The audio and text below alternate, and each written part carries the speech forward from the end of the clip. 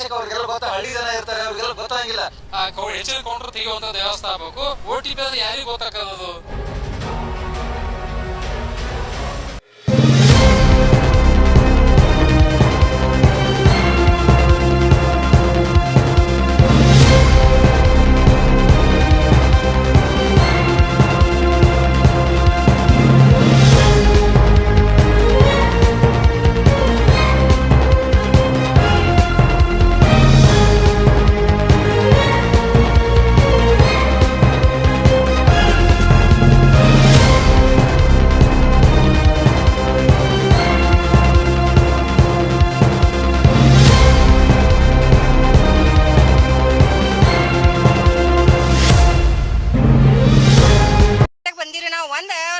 ಪಾಳೆ ಹಚ್ಚಿವ್ರಿ, ಒಟ್ಟು ಪಾಳೆ ಕೊಡಕತ್ತೀವ್ರಿ. ಸರ್ಕಾರ ದವಾಖಾನ್ಯಾಗ ಎದಕ್ ಮಾಡಿರ್ತಾರಿ?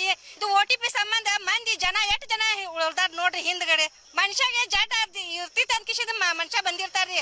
ಮನುಷ್ಯ ಎಷ್ಟೊತ್ತು ಪಾಳೆ ಹಚ್ಬೇಕ್ರಿ? ಮುಂಜಾನೆ ಊಟ ಬಿಟ್ಕೇಸಿ ನೀರ್ ಬಿಟ್ಕೇಸಿ ನಿಂತಿರ್ತಾರ. ಇಲ್ಲಿ ಬಿಟ್ಕೇಸಿ ನಿತ್ರ ಅದು ಸುಧಾಕ ಎಮರ್ಜೆನ್ಸಿ ಇದ್ರೆ ಸುಧಾಕ ಪಾಳೆ ಹಚ್ಚ ಅಂತ ಹೇಳ್ತಾರ್ರಿ ಅವ್ರು.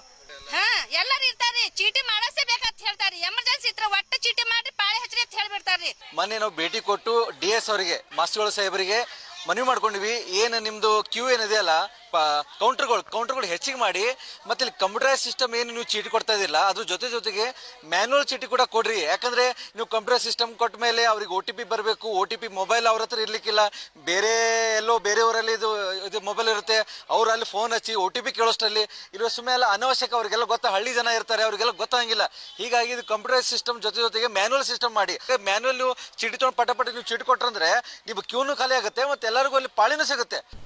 ಹೆಚ್ಚಿನ ಕೌಂಟರ್ ತೆಗೆಯುವಂತ ವ್ಯವಸ್ಥೆ ಆಗ್ಬೇಕು. ಹೊರಗಡೆ ಪತ್ರ ಶೆಡ್ ಹಾಕಂತೀವಿ, ಹಾಕಿದಾರ ಅದನ್ನ, ಅದು ಸರಿ ಮಾಡ್ಯಾರ ಅದನ್ನ. ಇನ್ನೇನು OTP ತಿಳ್ಕೊಂಡು ಏನೋ ಮಾಡಿದಾರ ಹೊಸ ನಿಯಮ. OTP ಅಂದ್ರೆ ಯಾರಿಗೂ ಗೊತ್ತಾಕದದು? ಈ ಸಾಮಾನ್ಯ ಜನ ಬರ್ತಾರ, ಅವ್ರಿಗೇನು ಅನಕ್ಷರಸ್ತಾರ, ಸಾಲಿ ಕಲ್ತಿರಂಗಿಲ್ಲ, ಅವ್ರದ್ದು ದೊಡ್ಡ ಮೊಬೈಲ್ ಇರಂಗಿಲ್ಲ. ಅವರು ಮೊಬೈಲ್ ಅವಶ್ಯಕತೆ ಅಲ್ಲದೆ ಬಿಟ್ಟು ಬಂದಿರ್ತಾರ.